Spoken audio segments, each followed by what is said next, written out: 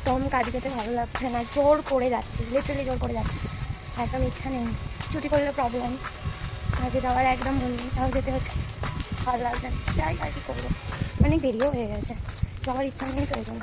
তার মধ্যে এই শরীরটা এত উইক, অনেকগুলো কাজ আছে, তো প্রচুর উইক হয়ে আছে, আর পাচ্ছি না, মানে খুব টায়ার্ড লাগছে, সিরিয়াসলি খুব টায়ার্ড লাগছে। এখন বাড়ির সামনে চলে এসেছি, দেখি ওরা বোধহয় চলে এসেছে, এখন যাই একটু ওদের সাথে কথাবার্তা বলবো, তারপরে তোমাদেরকে দেখাবো। চলো, কে এসছে। জামাটা সেলাই করতে দিতে যাচ্ছি, পয়লা বৈশাখে একটা নতুন জামা করতে হবে তো নাকি, বছরের নতুন প্রথম দিনে। আর এইটা এসেছে আমার মাসি, আর এইটা আমার মাসি, আর ওইটা আমার দিদা, এই যে গুড় গুড়ে টুকটুকে দিদা।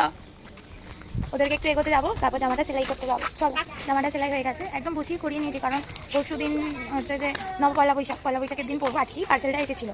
এবার এখন যদি না করাতাম তাহলে আর সময়ই পেতো না, করতোই না, বসিয়ে জন্য করিয়ে নিলাম। আর একটা টমেটো নিয়েছি, আজকে তো নীল ষষ্ঠী, তো মা তো ভাত খাবে না, সকালে একটু ভাত করেছিল আমার আর বাবার জন্য, এবার ভাতটা আছে, একটু ভাত ভাজা করে আমি আর বাবা খেয়ে নেবো, মা খাবে সাবু। বাড়িতে এসে ভাত ভাজাটা কিন্তু আমিই বানিয়েছিলাম, খুব টেস্টফুল হয়েছিল, তারপরে একটু মিষ্টি দই খেয়ে নিয়েছি, আর এরকম করে আজকে দিনটা শেষ হলো।